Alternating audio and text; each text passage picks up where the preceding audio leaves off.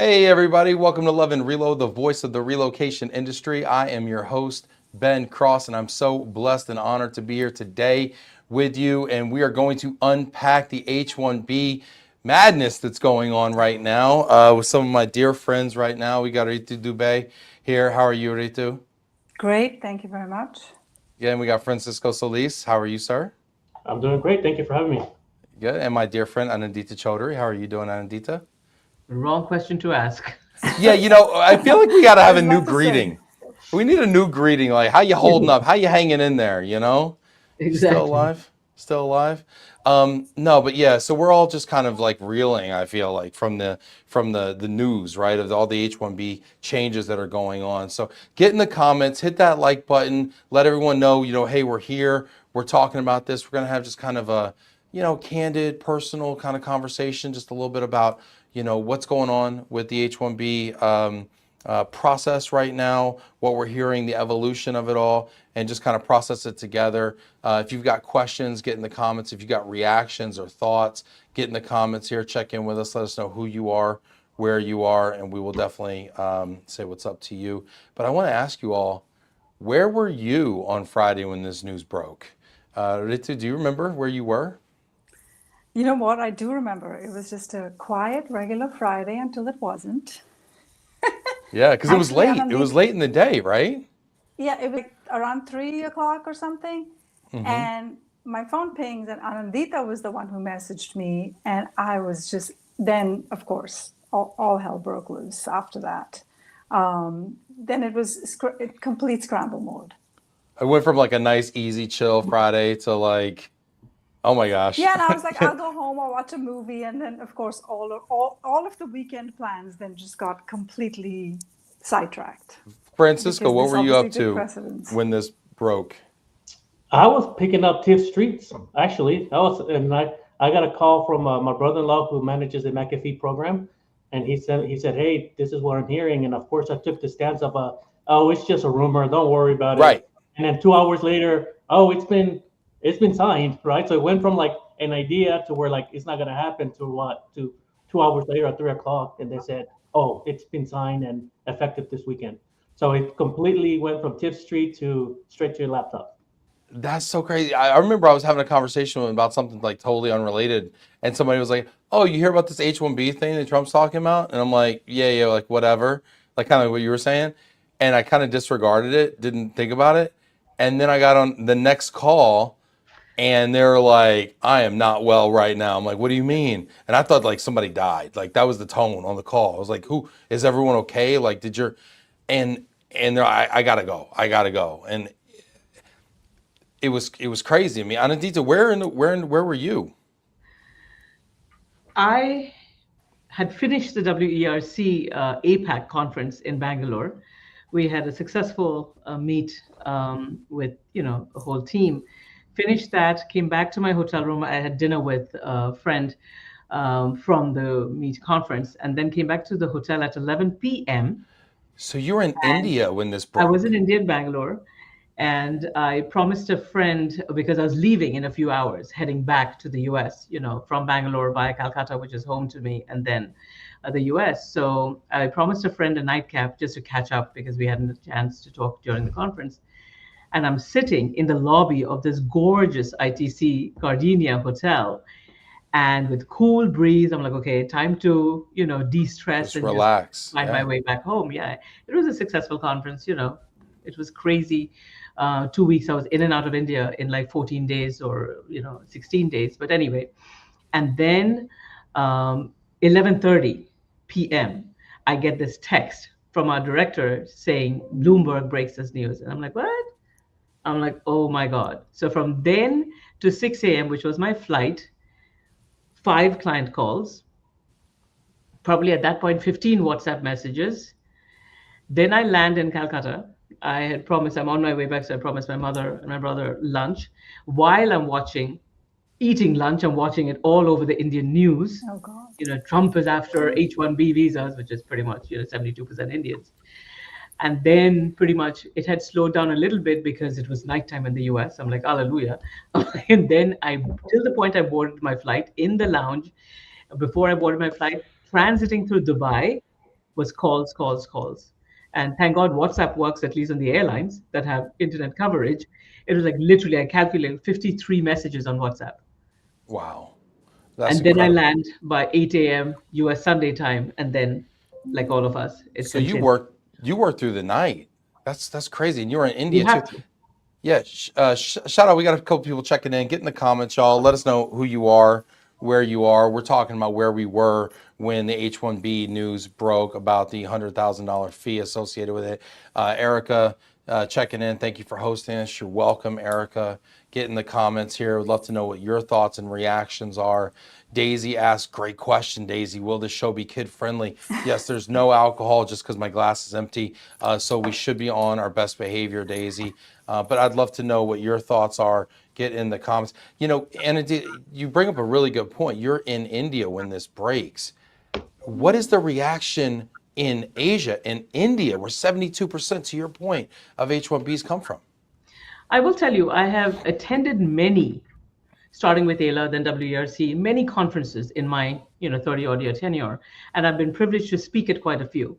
This time, I was a little taken aback, was the first time on the agenda of the conference was a question that said, how are Indians feeling in the different geographies? And which to me, and I was like, why are you even asking that? I mean, isn't that like targeting a particular, because to me, America is a melting pot, right? I mean, if a Mexican is suffering, an Indian is suffering. If an Indian is suffering, a Chinese is suffering. Or if we are not suffering, we're all enjoying and growing together.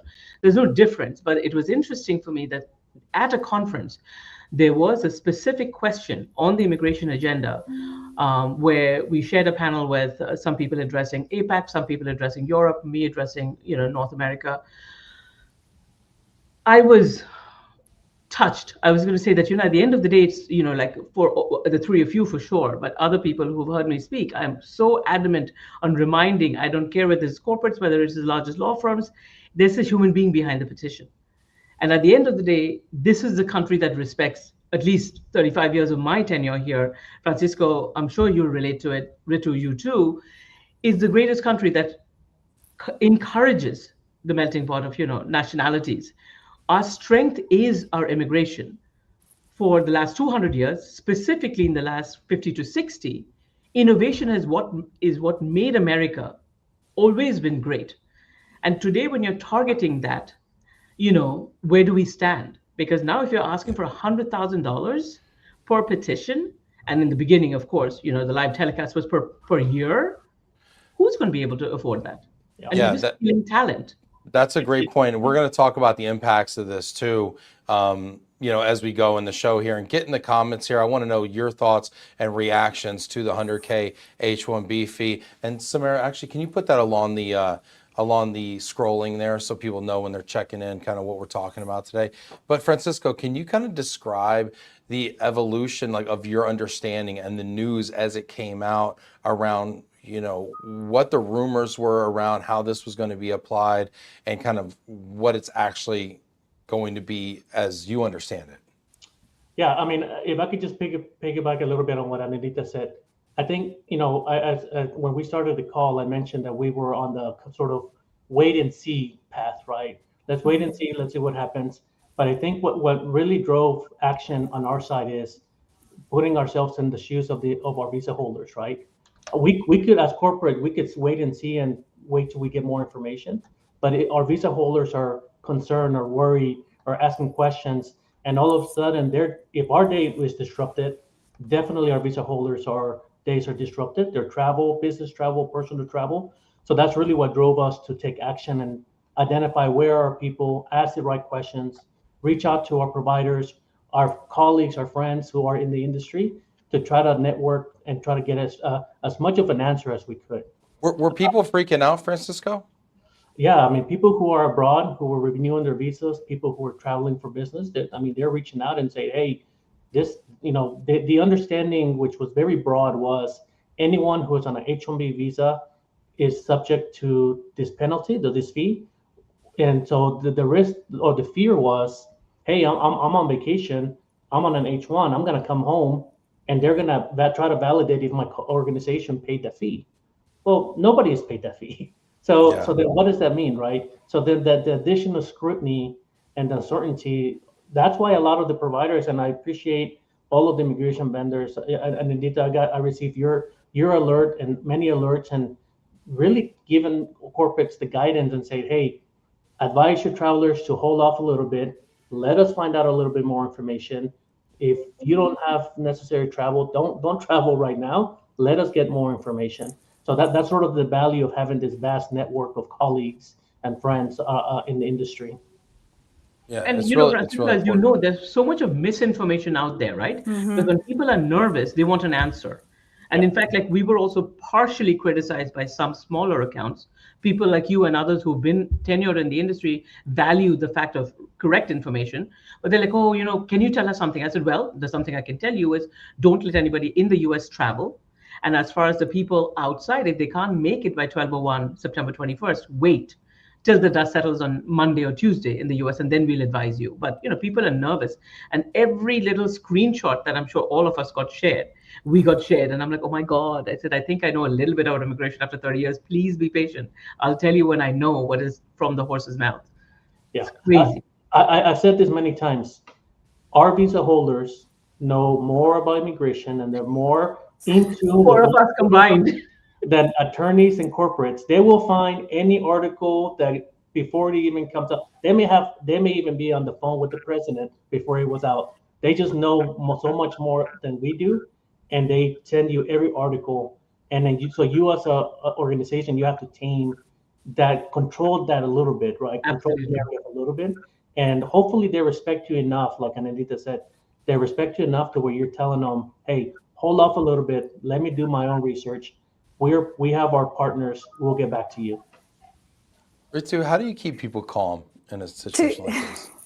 For thank you, but first to Francisco's point, when I speak to my foreign nationals, I always say, please do not say to me, my friend. I said those two words are lethal in the immigration world, because everybody's like, my friend did this, or my friend was able to do this. But no, this was absolutely crazy. And I think for the first time, besides all the understanding the regulation or decoding what it actually means and the implementation of it, it was first initial reaction was we gotta calm our foreign nationals, right? It's the weekend. They all had a very stressful 72 hours. So that's what we did on Monday morning. We just basically wrote a message to them saying, hey, we understand you've been reading and hearing the news all weekend. This is evolving in real life, in real time, and we will decode it and send you the regulation as it unfolds, right? So I think for them to have this faith that the corporate immigration is doing their work and actually looking at the details, because the regulation has been reversed or changed so many times since it came out, first on September 19th, September 20th, September 21st, from different avenues. But I do also want to echo both Anindita and Francisco's statements of Ben Cross. Thank you for banding us together and having forums like this where everyone can talk. And yes, the immigration community has collectively tried to keep our employees informed. But absolutely agree on the international travel. The messaging right now is pause, don't do anything until we have further information and clarity, because the regulation is very unclear right now. It can be interpreted as anything anyone wants to interpret it as. But one thing I'd like to add is in the midst of this whole proclamation, very cryptically and inconspicuously, they had inserted Project Firewall, which was the DOL regulations about replacing the lottery system with increasing wages and more qualified people. And I'll say it out here on this forum, but I think that's the thing I'm more worried about, because I think litigation will obviously address some of the fee, and to be argued, is it an entry fee, or is it a process fee? Is it a visa fee? All of that goes on, but in the back, I think it's the storm that's brewing is the DOL prevailing wages. Can you talk a little bit about that, though, and explain that, Ritu? Oh, yeah, sorry. So Project Firewall is basically this. the administration has indicated or mentioned before in the preceding months that they wanted to replace the H-1B lottery system with a system where only the very qualified people are eligible to get work visas, and with higher qualifications come higher wages. So the expectation was that the industry and organizations would only invite high-paying jobs or high-paying individuals. So in the H-1B world, for those of us that know, we have to meet the prevailing wage mandate, basically saying we're not overpaying or underpaying a foreign national simply because they're a foreign national. We're going to pay them fairly, comparable to American worker wages. And they are wanting to try to lift those wage requirements so that in realistically, companies can't afford to pay six-figure salaries to everybody that was sponsored on an H-1B. But that's kind of in layman's terms, that's the intent, is to require that prevailing wages are so high that companies can't afford to sponsor people on an H-1B, and so the American worker gets preference. But there's also a reality there in terms of the skills gap is a lot of the domestic workers aren't qualified in areas like STEM research. We're a scientific research organization, or the tech sector, to be able to, build that competition. Yeah, and Ritu, that's a great point, and I think obviously there's more information that's supposed to be coming out, but I think and then Anita, you can correct me if I'm wrong, but what we've seen out there is a minimum wage of 150,000, which is, in my opinion, I mean, I think the average salary in the U.S. is 78,000. So essentially, they're requiring for H-1B to be twice as much as what the U.S. population is making, right? So again, like Ritu said, there's a lot of roles that are specialized knowledge who do qualify for an H-1B, but their salary does not command 150,000 right now. Maybe at the life of the H-1B, right, at the the 6 years plus, yes, maybe by the end of that tenure they'll reach that, but not initially. But that still doesn't invalidate the skill set that they're bringing and the value that they're bringing here to the U.S. No, absolutely. Ben, if I can just add to what Francisco was saying, that, I respect the intent with which this has been done, which is preserving American jobs. Nothing wrong with that. I think collectively, four of us would agree with that. But in the pockets where the economy needs help, because there's a shortage of talent, like I always, primarily seriously, partially jokingly say that, if this particular company didn't need this talent, nobody would go through the headache of, engaging with immigration, engaging with an immigration law firm and paying these fees if you really didn't need that talent. There is a shortage of talent, and that's a fundamental thing. And to Francisco's point, if now, and today, by the way, they came up with another regulation which basically clarifies, as far as the age cap is concerned, the proposed lottery selection process is basically what? That, if you offer to pay somebody level 4 salaries, you'll have 4 bites of the apple. If you offer to pay level 3 salaries, you'll have 3 bites of the apple. 2 and 1, good luck, at this point. So who amongst us across, I'm talking about Amazon downwards, right, is going to pay a fresh graduate, with not even like with a couple of internships, right, 150, 160 starting salary? It just doesn't happen in the real world. What kind of salaries are those? Like you mentioned level 4, level 3, I'm not as familiar with these pay So there are scales and 4 things. categories. I mean, the system is very fair. They have every position conceivable, like from the president of a company right down to the lowest rung of org chart, categorized in SOC codes. SOC code, this is Immigration 101. I don't want to get into this much of detail, but there's something called the SVP, which is standard vocational. These are codes per position, where pretty much if it is an SVP of 7 or higher, you can do an H-1B, which basically means it requires a minimum bachelor's degree. But clearly, some positions don't require a bachelor's degree. And then when you reach that SVP of 7, 8, whatever, and higher, you have 4 prevailing wage levels. So it is controlled by county, not by state. So it could be the county of that state where the job is being performed. And there, level 1 is absolute entry level, bachelor's with maybe 1 year or 2 years experience. Level 2 is second level, which is bachelor's plus maybe 3 to 5 years of experience. Level 3 is 5 to 8 to 10. And level 4 is a very senior project manager kind of position. So the system is very fair in grading based on the experience in education, what your level should be. Now, if you mandate, oh, your best luck would be level 4, your second best luck would be level 3, then that forces all the corporations to file for level 3 and 4, eating up the mid-level of all the positions. Who's going to provide those jobs? I mean, those talent. There is entry level and some value to entry level and mid-level. Okay, forget entry level. Who's going to do level 2 jobs? And that's a good 50 to 60 to 70% of the bulk of H's that are being filed. Not everybody pays level 3, level 4. I've got some questions. Oh, go ahead, Ritu. No, please. Sorry, I'd also like to add one thing is in their effort of being fair, they do update the prevailing wages July 1 of every year. Every year. And so there's the cost of living, everything. Right. Yeah. So they take into account all that, but there's already an incremental increase every year. So each level, the wages inch a little upward, right? And so to that, you add that they're now mandating in excess of 6 figures. That basically puts multiple wrinkles in an organization's budget planning and staffing planning. And that's exactly what I was going to touch on, Ritu. The downward impact, right? That many organizations are leveraging new grads who are in STEM and various, not just in STEM, but a lot of our tech companies, which again, when we talk about top skills need required in the US, that those skills right now are in tech. And a lot of organizations in tech are leveraging those fresh grads out of college.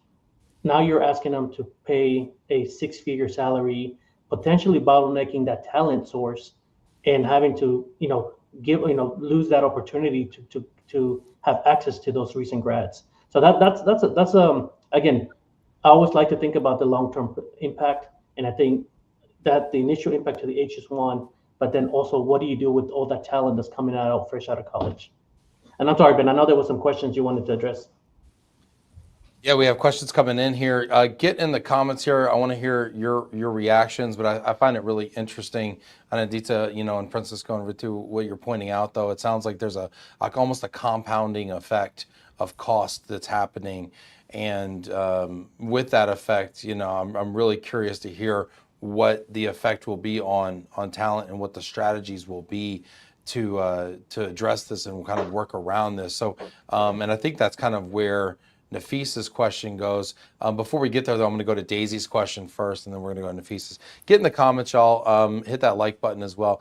Daisy's question says, I thought there was a cap on the number of H-1B approvals each year, but I saw that in 2024, there were around 400,000 approvals. How is that possible? Francisco, you want to go, or do you want me to go? Yeah, I mean, so there's 85,000 visas allotted each year. Now, new H-1B petitions that are allotted. I'm not sure where the 400,000 came around, unless Anindita, they're talking about the perm, right? No, you're right. It's a 65 plus 20. Yeah. Distinguish that, Francisco, because 65 is the general and 20 is for masters and higher from U.S. educational institutions. Go ahead, Francisco. No, yeah, I don't know where you go to 400. There are in that hundreds of thousands of approvals. Right. Yeah. So 400, it wouldn't be 400 brand new approvals. It would be. Oh, she's talking about probably the registration. That's what I'm thinking. That's what I'm thinking that number references. So so the registration is open to unlimited, right? I think that they kind of restricted it more to an individual base. In 2023, we had 800 and something. Yeah, 900 exactly. Yeah, because it was open to one individual could register for multiple companies. This year, it was only 400,000 because each individual could only apply once by that individual basis. But regardless, yes, the cap is 60 plus 25 or 65 plus 20. 65 plus 20. Yeah, and then that's it. And I mean, I wish it could be a little bit higher, but that's sort of what we've been dealing with at the moment. Daisy, and that is the number. That is the number of petitions. A quick Google search there said USCIS approved 399,395 H-1B petitions in fiscal year 2024, a slight increase of 3% in the number of approvals. But those are petitions not actually awarded. Ben, you have three experts on the call and you're Googling?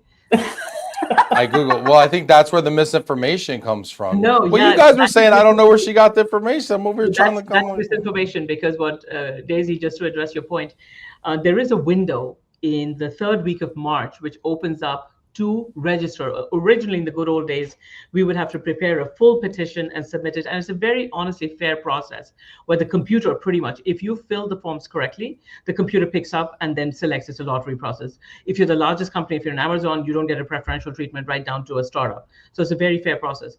But this was changed under President Trump's reign 1.0, where it became like just a registration process, where originally you could only put $10.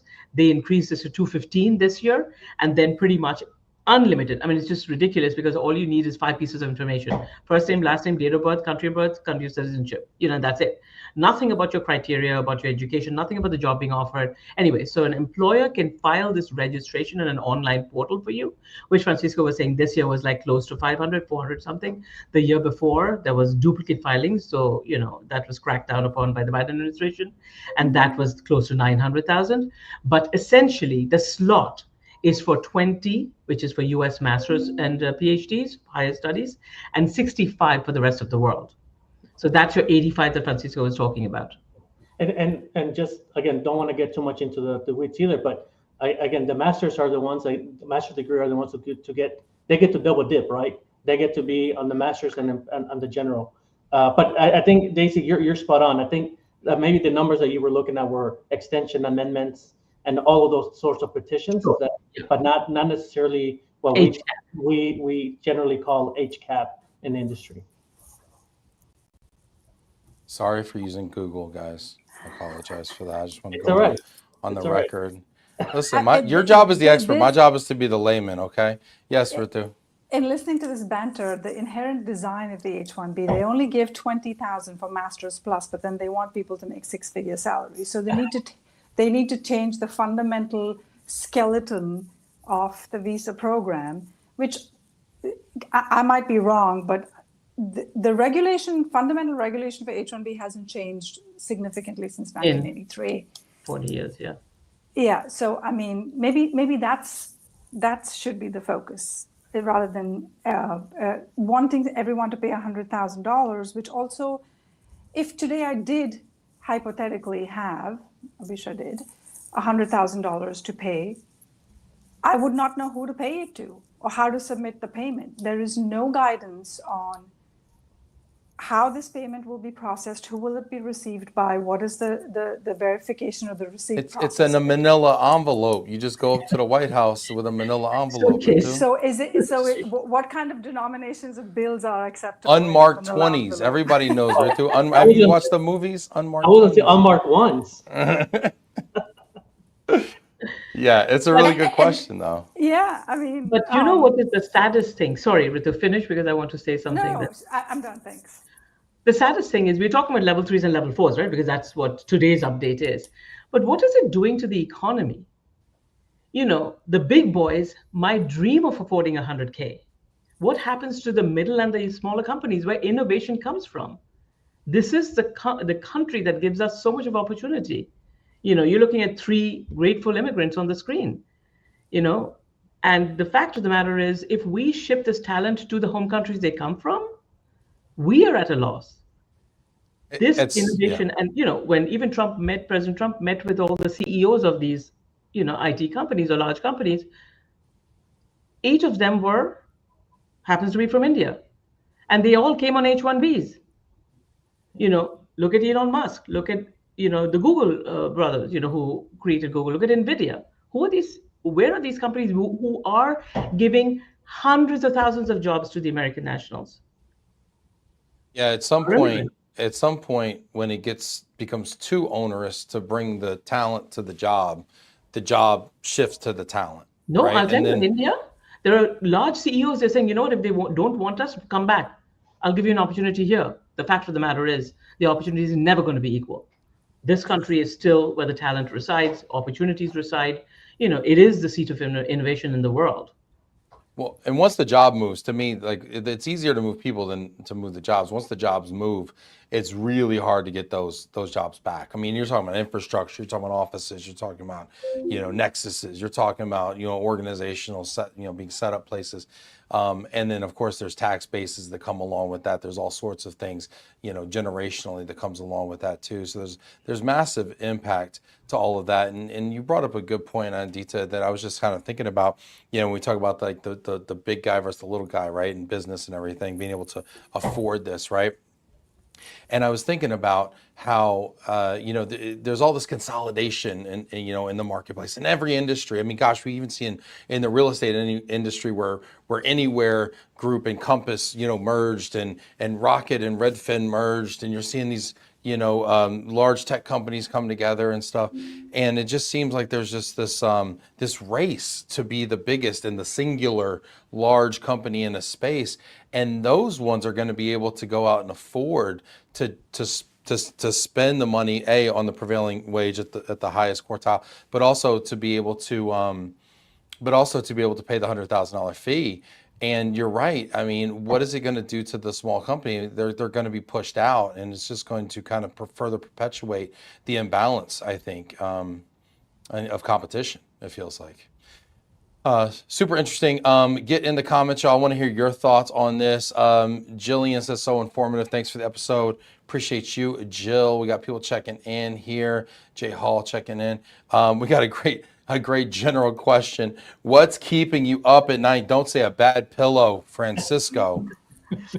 You know what? Anindita and Ritu sort of touched on it. The lottery selection process, based on the wage. That, no offense, but any rollout with immigration has been very clunky.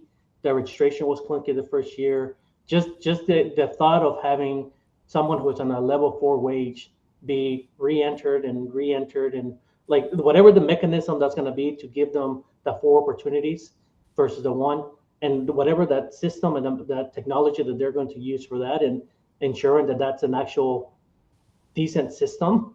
That to me is a little bit of a troublesome. I'll base it on even the first registration, right? When we did the first registration, the first time it was rolled out, don't get me wrong, it was great. But then all of a sudden we had a second lottery cap and then a third lottery cap. And it was great to hear because we knew that the system was working. But then all of a sudden we had all of our visa population asking, is there a second lottery? Is there a third lottery? Is there a fourth lottery? So then again, it brings another sense of uncertainty because we don't know. Then second year of the registration process was a little bit better. We still had a second lottery, but no third. And even this year, we're still getting questions. Is there going to be a second lottery, right? So just the technology of it and how they're going to implement this and who's going to own ownership of it, oversight of it. That's a little bit, in my mind, I'm trying to figure out how is that going to work. It's a great point. It's easy to write a proclamation and sign it, right? Mm-hmm. And basically you're issuing a press release, right? But it's a lot harder to put a system behind it, especially when you have technology portals and things like that to support it. What's keeping you up at night, Ritu? Bread and butter, and I'll explain what that means in a minute. It's the fact that the livelihood of some human being, their family, their extended family is at stake. And what can we do to protect them, insulate them, educate them, advocate for them? That's what I mean by bread and butter. And also, what concept of a plan is the administration going to come up with next? Because to your point about signing a proclamation, AKA press release, it's they don't fully formulate the plan and figure out the logistics of how to implement it. With differing agencies and, with the general public before they send it out. And then everyone's scrambling now to figure out how to comply. Yeah. And so much is riding on it, right? And not knowing is really scary. Anindita, what's keeping you up at night besides time zones? How do I protect my people? My people in this case is the network of partners. I hate saying vendors and clients. You know that about me, Ben. People who depend on us to help them,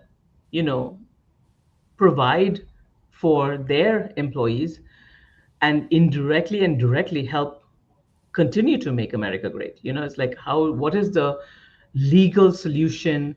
What are the alternatives? How do I pivot if this happens to that happens? Because people are looking for answers at their trusted partners, within the legal parameters, what is that we can do to help them? And we have a variety of clients. We are privileged to have some of the largest accounts in the world.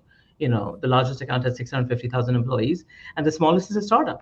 And we've seen small accounts with 10 employees grow over the course of the last 7, 8, 10 years to now become 200 employees. And that's one of the joys that we share, at least at USLO, me personally as an immigrant, I share. How do I protect them? Nobody can afford. Forget about level 3 salaries, then 100K. Are you joking? That budget would be 250. Let me ask you the elephant in the room, Anindita. What do you see happening to the volume of H-1B petitions? Slashed, crash and burn. Well, like, give me a factor, like 50%? I would say, and I would What? lean on Francisco and Ritu for this. With the type of clients we have, I'd say 50 to 60 to 65. If level 2 is eliminated, and this is specifically HCAP. Now, fortunately, just to delineate the laws right now, is they're not touching amendments, extensions for people who already have a visa. So what is the definition of a new petition? I'm a little nervous they might come after transfers, although transfers are still extension of status, we'd like to argue. But amendments and extensions specifically are protected. So that's a meat and chunk of the business.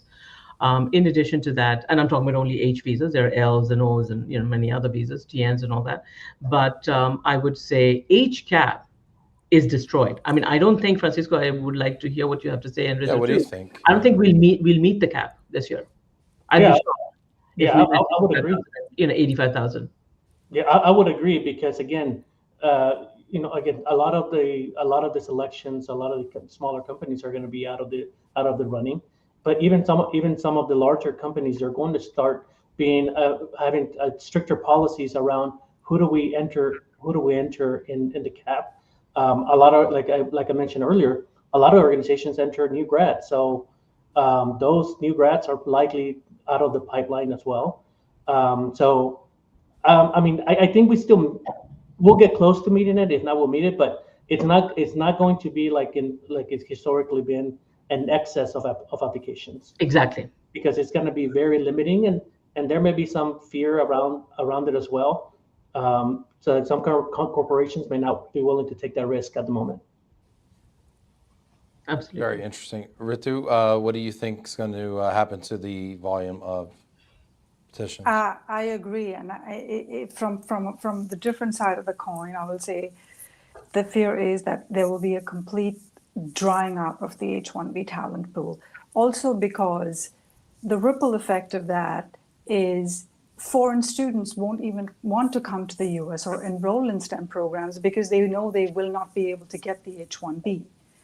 So the educational institutions will also feel the burn because enrollment will drop significantly. We're in the science and research space, and so we see a lot of this. We're also quasi-federal, so we do get federal funding. So just the general approach and sentiment towards scientific research is also already reducing possibility. But I agree that the volume will slash significantly because there won't be any traffic, pretty much. This is like 4 lanes of HOV highways right now.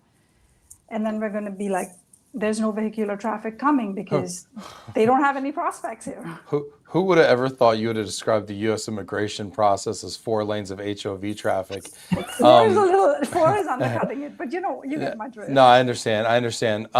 Hey, no, she's right. There are 4 levels of the salary. Yeah. Like level 1. And one's going to go fast, and the other ones are going to be like, oh, that's interesting. Rand Paul offers a different point of view here, and I want to hear your thoughts. He's saying exactly will only impact new, not existing ones and other types of visas. Only new H-1B lottery candidates from next year. He states very minimal impact.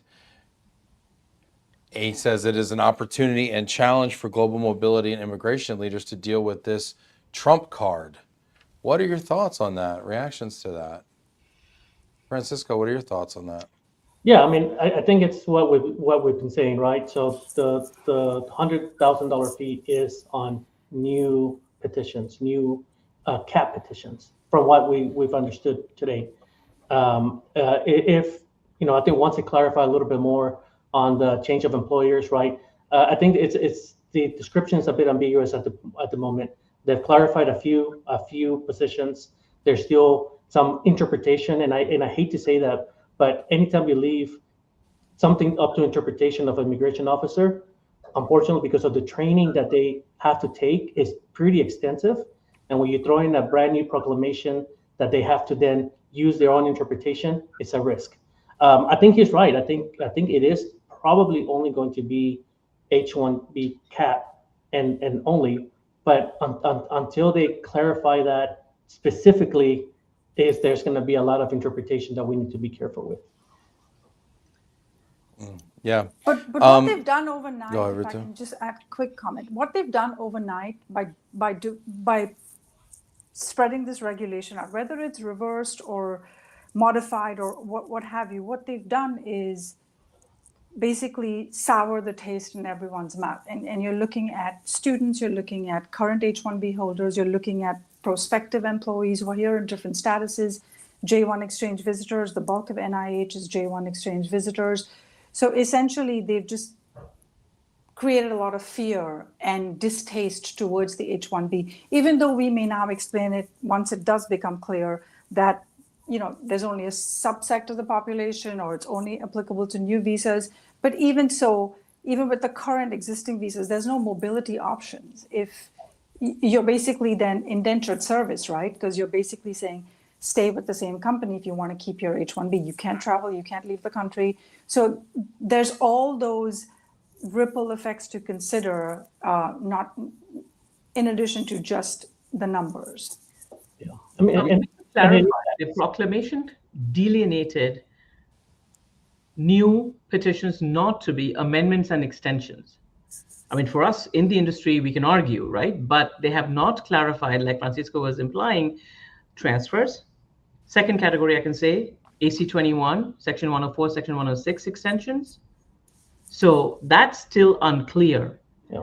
And if they were to go after, I think they'll have a very good argument for transfers because that's where they'll make the money. It's a new opportunity, it's a new employer. We can argue it's an age extension, it's an extension of status. But the fact, I'm just playing devil's advocate here, I'm worried that if they do go after new petitions, will they stretch it too?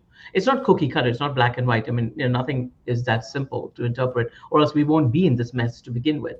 So that's one thing that I want to say that, news right now, new petitions, and existing petitions, they've only delineated for extensions and amendments. However, the other thing that, to just touch base on what Ritu was saying, the F1 situation, I know we talk about H's, but just to spend 30 seconds on that, that is a disaster. Ever since, the administration had picked its battle with Harvard, F1 visa stamping around the world has just declined in such a miserable rate that I know for a fact, many students coming out of South Asia, Europe, wherever, are not making it to the fall semester because they never got appointments or their appointments were canceled. And this is the F1, which is a talent. We're the brain drain of the world. That's how all of these, CEOs eventually came. I mean, they started as an FL student, like I did, then became an H1, then, climbed up the ladder. So that's another nightmare. I mean, over $2 billion of foreign aid comes from, $2 billion comes from foreign tuition. So if you're interfering with that, that's the budget you're sacrificing. Really interesting. We got a couple more comments here. Nafis, I see you. Erica, I'm going to get to you here. Erica says the executive order highlights abuse by larger companies, though it's important to note that many of these firms are operating within what the law currently allows. From your perspective as experts in the field, which legislators or committees are you engaging with to draft or advance bills that specifically target abusers, such as outsourcing firms or companies that pair layoffs with large volumes of H-1B approvals, rather than applying a $100K fee that impacts all employers? The small companies, she goes on here, but I think we get kind of the point there is, what do you see being done in our industry to maybe address the bad actors instead of using such a broad brush approach? Do we see anything done? Is that even something that's in our scope, in our purview, or something that we even think is possible, or that we could have done maybe, perhaps? I mean, it's going to be really. I mean, I think some of this may be prompted from from the corporate level, right? I think Ben, we touched on the Hyundai issue during my session at Texas Sherm. I think that touched on Hyundai being put in the news as an abuser of the visas of that. But when we really read into it, it was a third-party firm that Yeah. was not following the proper protocols on visas. And I think that's probably what some of the biggest abusers in tech is today, right? These third-party firms who are leveraging the H-1B, and in the past before the registration, they were submitting multiple submissions for each individual. I think the only thing that I would say is from the corporate level is just work with your organization on your third-party vendors. I don't know how the government, and maybe Anindita, Ritu, you have a better input here. I don't know how the government what they would have to do to stop those bad behaviors. I think there's always loopholes, right? And they're going to have to come in. And I think this is one of the things that President Trump said when he was relating to the tax code. He took advantage of the loopholes in the tax code. If you don't want them to do that, you have to close the loopholes. So it's the same concept, I think, in immigration. If they would have to close the loopholes in immigration for it to stop. No, if I can just add something to what Francisco says. Francisco, I heard, I didn't have the good fortune of being there because I was in India, but you had a fabulous session at Austin, at Sherm. So, and a lot of these issues were also discussed. But to answer Erica's question, any abuse should be reprimanded. None of us will agree to any violation or abuse of the law. However, instead of taking such a sweeping, hatchet, to this much needed visa, the reality also stands with prevailing wages, like Ritu said, are reviewed every July 1st. Prevailing wages are reviewed with, the county, the COLA, and all the living conditions and everything. It's actually a research that goes into every prevailing wage. Foreigners are not being underpaid. The biggest, thing that we read in the papers are like, oh, they're bringing all these H-1B visas in because they're underpaying these foreign talent and, displacing Americans. No. If you do not pay the prevailing wage, you can't file an LCA. If you do not file an LCA and get a certified LCA, you can't file a H-1B petition. That's a fact. And if there's any abuse where an employer is signing an I-129 or an LCA and actually not paying the foreign talent, I'm sure there's abuse. Then the foreign national has the ability to come to the Wage and Hour Division and lodge a complaint. So all of this is legally formatted. Now, if employees are violating, that's a whole different thing. It's not a foreign employer as against an American employer. Anybody can complain. But the fact of the matter is that the intent of the law was very clean and very pointed to help this economy get the talent that we so badly need. And if there are Americans being displaced, absolutely that should be reviewed. But then at the same time, there should be a holistic analysis of what actually happened. Because in my humble opinion, there's always two sides to every story. It's just not what we read in the papers. Really, really interesting. Oh, sorry, to talk about advocacy, she said, at USI Law, and we are privileged to be sitting 19 minutes from the White House, we do a fair amount of advocacy. Ben knows this, we work with WERC. Essentially, what we have done over the course of even earlier this year is target, certain senators, congressmen, bring constituents from that particular, part of the country and then schedule meetings on Capitol Hill, do the rounds. We've already done it twice this year to basically educate people, right? At the end of the day, we have to educate people and then see the truth. And hopefully, now with all of this, when Congress comes back or whatever, we continue our effort in the hope that, we uplift and maintain the rules and then help the American economy at the end of the day. Yeah, no, I was there. We went to the Capitol. We did a show from the Capitol in was it February? Super cool in the rotunda.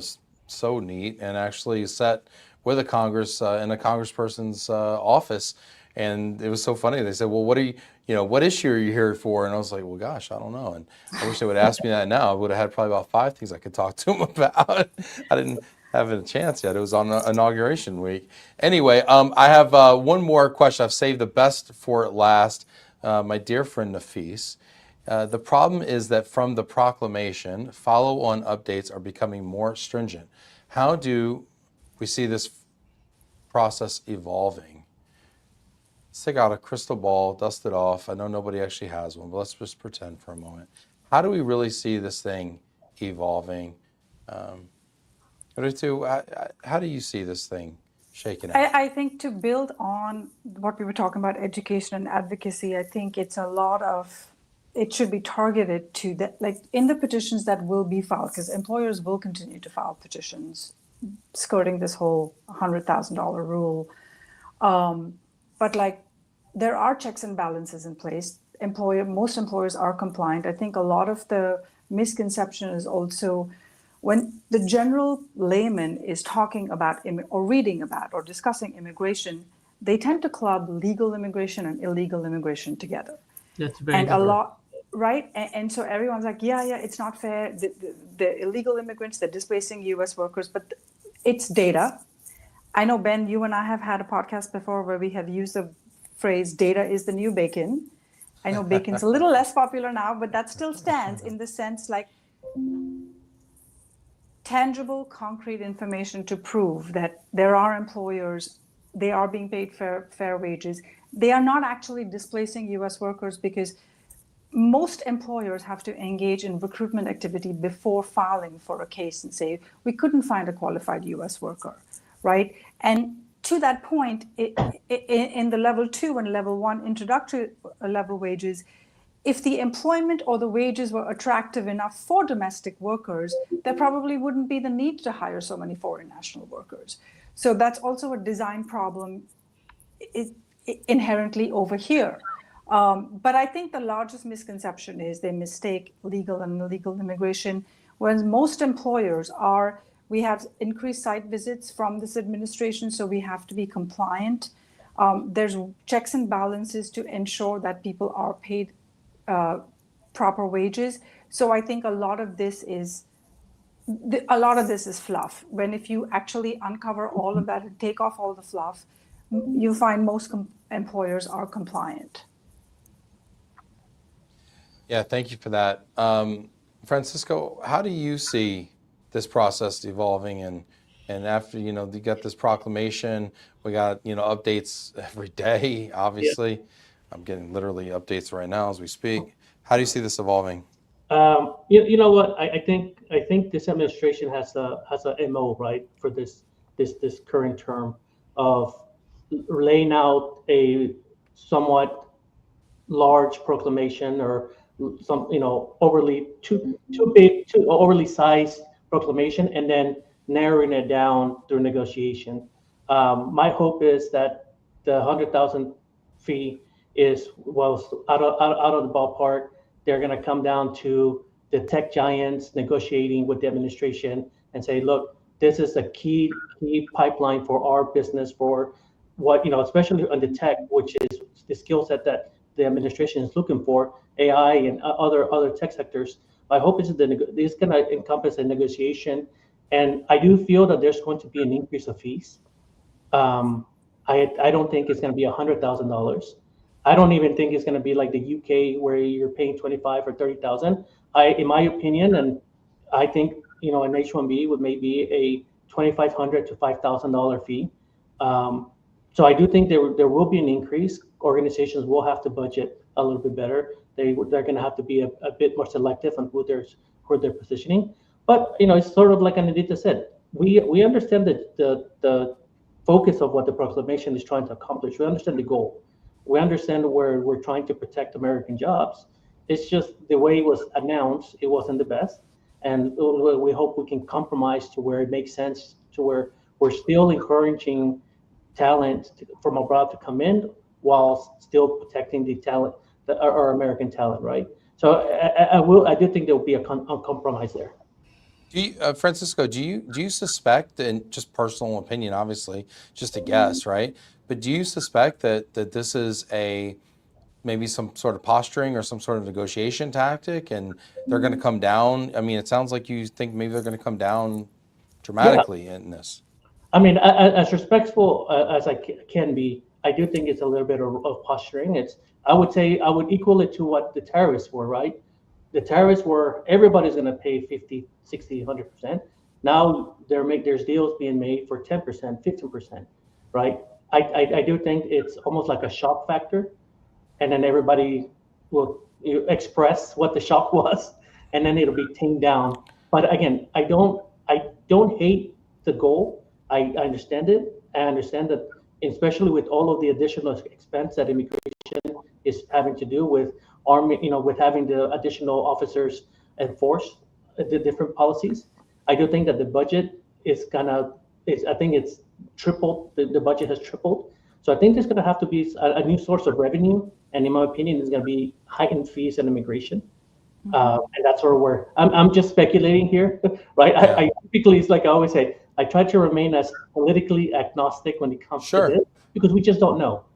No, it's really fascinating. I mean, we're seeing this president operate like a deal maker, right? And in deal making and negotiations, there is a tactic called anchoring, right? And if I throw out a crazy big number like, hey, a visa is going to cost $1 million, you're like, whoa, that's crazy. And then when I say 10,000, you're like, okay, that's reasonable, right? Whereas if I led with 10,000, he's like, that's crazy, right? And so it takes people from over here and it moves them way over here where they never would have done that in the past. And so I think there's merit to what you're saying, right? It's like maybe this is some sort of a deal-making tactic. I hope you're right. I would hate to see, to Anindita's point earlier, kind of the lifeblood of innovation and frankly what it is to be America, right? I mean, the fact that we've been able to successfully bring the best and brightest people to this country for hundreds of years. I mean, we are enjoying the legacy of that right now, the fruits of that legacy. And I would hate to cut that off, so. To quote the best negotiator, Michael Scott from Dunder Mifflin, you never accept the first offer. You always reject the first offer, and that's what I think the industry is going to reject the first offer. All right, I like it. We're going to counter. Anindita, how do you see this thing shaking out? I mean, people thought I would be joking when I said this, and I sincerely meant it, and it's more true now.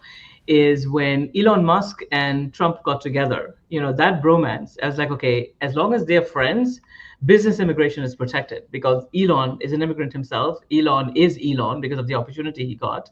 And Tesla is Tesla because of their talent, foreign talent, H-1Bs, Ls, whatever it is that they utilize. That's right. And then when they had a falling out, and I was like, oh Lord, this doesn't look good for us. And then now that they've met up over the weekend, I'm like, okay, hallelujah, there's still a chance. I'm like, a little rendezvous. The paparazzi are like, ooh, they're reconciling. We like this. So, I mean, jokes aside, I think I agree with everything Francisco said, because at the end of the day, if you kill the H-1B visa, which you're pretty much killing, the fresh visas, it'll hurt the economy. Because, I mean, irrespective of what we have as the extension amendments, this is fresh blood, which reignites and refuels the economy. There is a value to the 85,000 every year. And that you will stop, and that will stop future innovation, and that will be a crippling effect to this great country and this economy. I couldn't agree with you more. And speaking of fresh talent, we have new viewers actually. And we love our new viewers. Zaira, thank you so much. Longtime listener, first time caller. Thank you so much, Zaira, for tuning in today. We appreciate you so much. And that's just the kind of talent we need to attract in this wonderful country as well. I just want to thank you all, Ritu, Francisco, Anindita, and everyone out there that got involved in the comments. We threw the show together last minute, and I appreciate everybody for doing this with me and just kind of being there to respond to this kind of evolving news story here. It's just, I felt like we had to do it. And thank you all for being a part of this. And we wouldn't have the literally, show. Ben called me in the morning and said, do you think people will be interested? Can you make the time? I know it's just calling me. I was like, are you crazy? I said, my phone's been blowing up for the last 3 days. I'm literally brushing my teeth, texting Anindita, and my wife's like, you can do that at work. I'm like, no, I got to try to get a show together. I really can't. I really can't do this later. I got to do it now. So thank you, Francisco, Ritu, and Anindita for being here today. I really Thank appreciate you. it. Thank you so I'm much. so delighted when I Thank you found for out having- Francisco and Ritu would be on the show. I was like, oh, friends. I was like, okay, like-minded friends.